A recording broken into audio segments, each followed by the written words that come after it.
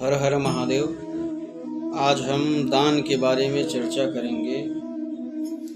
यतो दानम न जायेत तद्द्रव्यम बलवत स्मृतम। जो दान नहीं करता वह पापी पुरुष नरक की यातनाएं भोगकर जन्म जन्मांतर में दरिद्र होता है। दान नहीं करेगा तो वह पापी हो जाएगा। पापी होने पर नरक में जाना पड़ेगा और नरक से आकर जन्म जन्मांतर में उसको भोगना ही पड़ता है।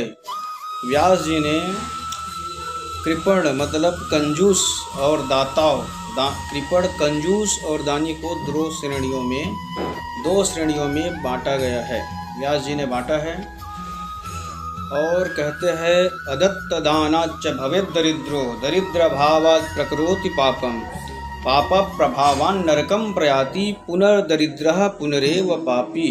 अर्थात दान न करने वाला मनुष्य दरिद्र होता है और दरिद्र होने से वह पाप करता है। दान नहीं करेगा तो दरिद्र हो जाएगा और जब उसके पास कुछ खाने पीने के लिए नहीं रहेगा तो पाप करके ही धन कमाएगा और जब पाप करके धन कमाएगा तो मरने के बाद पाप के कारण उसको नरक में जाना पड़ेगा और इस प्रकार वह पुनर्दरिद्रः पुनरेव पापी। बार बार वह दरिद्र होता है और बार बार पापी होता है। अब दान करने वाले के बारे में बताया गया है कि सतपात्र दानाच्च भवेत् धनाढ्यो धनाढ्य भावाच् करोति पुण्यम पुण्य प्रभावात् त्रिदिवम प्रयाति पुनर्धनाढ्यः पुनरेव दाता। सतपात्र को दान करने वाला, हर किसी को दान नहीं करना है। जो सतपात्र है उसको ही दान करना है और जो दान के योग्य है उसे ही दान करना है।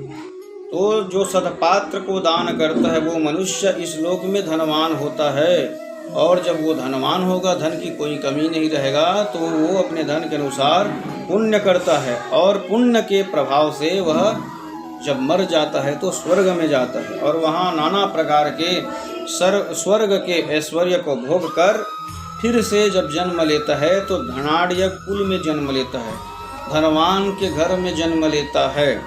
जैसे कि हमारे भारत देश में है अंबानी जी, उन्होंने पुण्य किया इसलिए वो धनाढ्य है और उसके घर में जो उनका बेटा है, उनका पोता होगा या पोती होगी, वो पुण्यात्मा ही होगा क्योंकि जन्म के साथ ही उनको धन मिल जाएगा और ऐसा वैसा धन नहीं, इतना धन है कि उसको खुद की उसको गिनती नहीं है।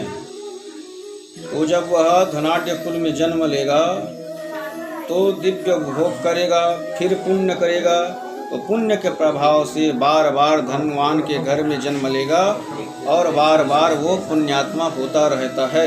इसलिए प्राणी को कुछ न कुछ यथाशक्ति अनुसार थोड़ा थोड़ा दान अवश्य करना चाहिए और कलयुग में तो विशेषकर दान की ही प्रधानता दी गई है। कलौ भागीरथी गंगा कलौ वाराणसी पुरी कलौ विश्वेश्वरो देवो दानमेकं कलौ युगे।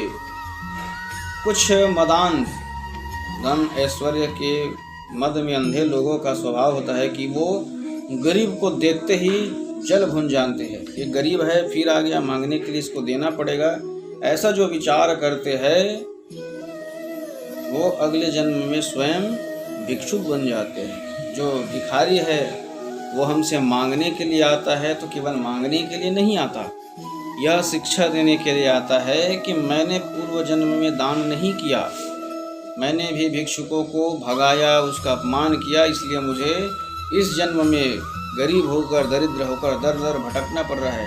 तो वो हमें शिक्षा देने के लिए आता है भिखारी कि अगर तुम दान नहीं करोगे तो तुम भी कल मेरे स्थान में तुम रहोगे, इसलिए थोड़ा थोड़ा दान करना चाहिए। ऐसा नहीं कह रहे कि दान का मतलब अपना पूरा संपत्ति लौटा दो, है ना, अपने संपत्ति लुटाने का काम नहीं है। यथाशक्ति दान करो, जरूरतमंद को दान करो।